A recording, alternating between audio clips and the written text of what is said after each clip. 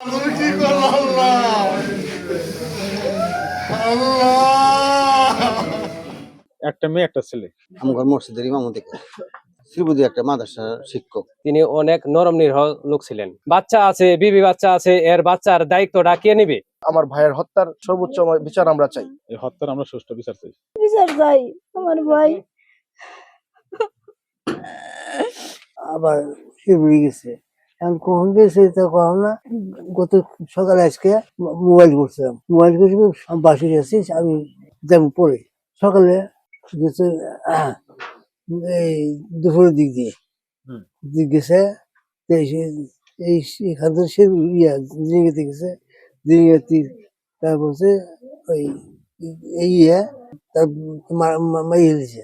এখন এটি আমার কথা নেই যে এখন কেন মারলো, যে এটা আমার কিনা বিচার চাই। আমি বিচার না চাই, আমি বিচার চাই এই জন্যই যে আমার ছেলে কোনো অপরাধ করে নেই। এখন আমার ছেলের বিচার হওয়ার দরকার, আমার বিচার চাই। আমি এর জন্য পিছের প্রয়োজন আমার। আসন সংখ্যা কম থাকার বিদায় আমরা জামাতের নেতাকর্মীরা সেখানে অবস্থান করে এবং পরবর্তীতে বিএনপির নেতাকর্মীরা আসে সেখানে আসার পর তারা আসন নিয়ে তারা চেয়ার দিয়ে হামলা করে আমাদের উপর হামলা করার পর সেখানে ধাওয়া পাওয়া, সেখানে আমাদের অনেক নেতাকর্মী আহত হয় এবং সর্বশেষ আমাদের প্রশাসন আমাদের প্রোটেক্ট না করে, এরকম কোনো কিছু না করে প্রশাসন একদিকে যাওয়ার পথে একদিকে সাপোর্ট নেওয়ার পরে আমাদের প্রচুর পরিমাণ হামলা হয়। আমার উপরও ব্যক্তিগতভাবে হামলা হয়েছে, আমার ভাইদের উপর হামলা হয়েছে এবং সর্বশেষ আমাদের প্রশাসন আমাদের আশ্বাস দেয় যে ডিসি সাহেব আমাদের প্রটোকল দিবে, ডিসি সাহেব প্রশাসন পাঠাবে, আমাদের সেফটি ভাবে ঝিনাইগাতি বাজার আমাদের পার করবে।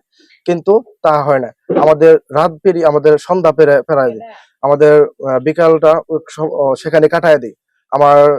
আমরা যখন সেখান থেকে প্রোগ্রামটা ভেঙে যখন আমরা ঝিনাইগাতি বাজারে অবস্থান করছি, তখন বিএনপি সন্ত্রাস চাঁদাবাজ তারা আমাদের উপর হামলা করে।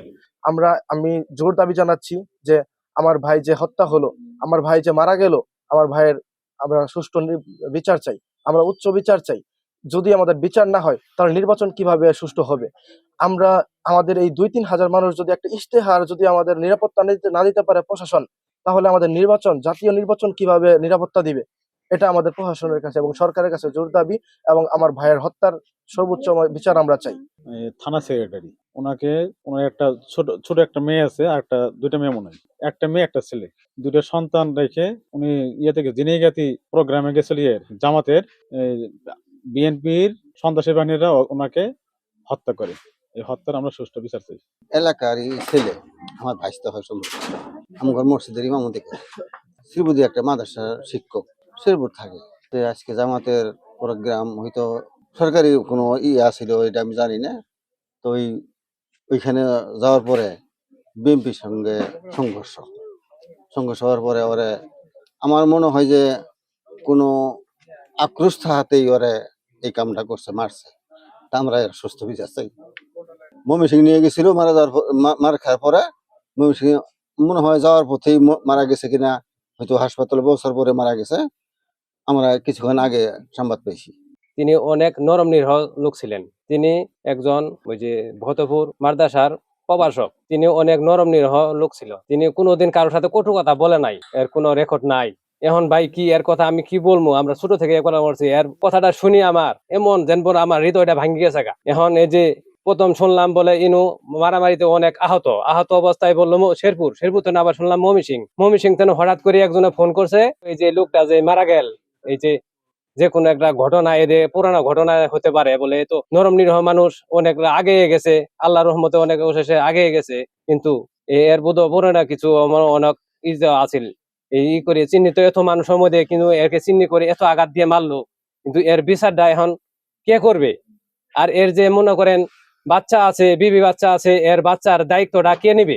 এখন তিনি তো অনেক সরল সোজা মানুষ, ইনি কোনোদিন 2 টাকা অবৈধভাবে কামাই করে নাই। তিনি এমন সোজা মানুষ ছিল, আমি তো মনে করি কুঠিতে আছে কিনা একজন। এখন এর যে আমাদের একটা ভাই মারা গেল, এর আমরা সঠিক একটা বিচার চাই। ভাই আমরা আপনাদের কাছে একটাই চাই, বিচার চাই। আপনাদের কাছে কিছুই চাই না।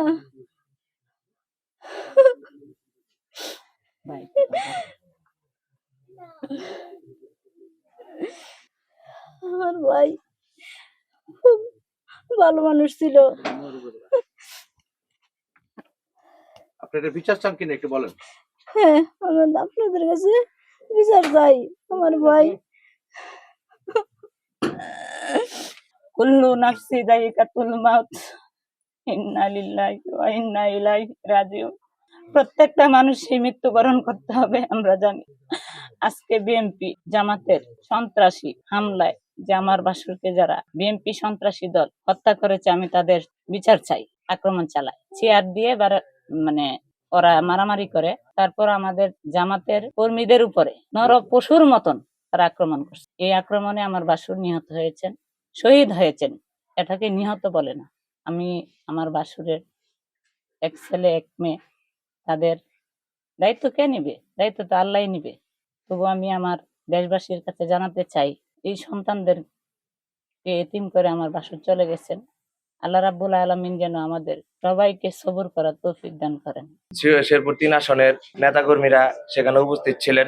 এমন সময় একটি বিক্ষিপ্ত ঘটনা, যেটা আপনারা সকলে অবগত আছেন, যা সন্ত্রাসী কর্মকাণ্ড বলে আখ্যায়িত করা হচ্ছে, এবং আমরা 10 দলীয় জোটের পক্ষ থেকে এটা প্রতিবাদ জানাচ্ছি। এরকম নির্বাচনের আগে যেরকম বিক্ষিপ্ত ঘটনা ঘটেছে, বিভিন্ন জায়গায় ভবিষ্যতে ঘটতেও পারে, তার তীব্র নিন্দা ও প্রতিবাদ জানাচ্ছি, এবং ভবিষ্যতে যাতে এসব ঘটনা না ঘটে এই আশাবাদ ব্যক্ত করছি।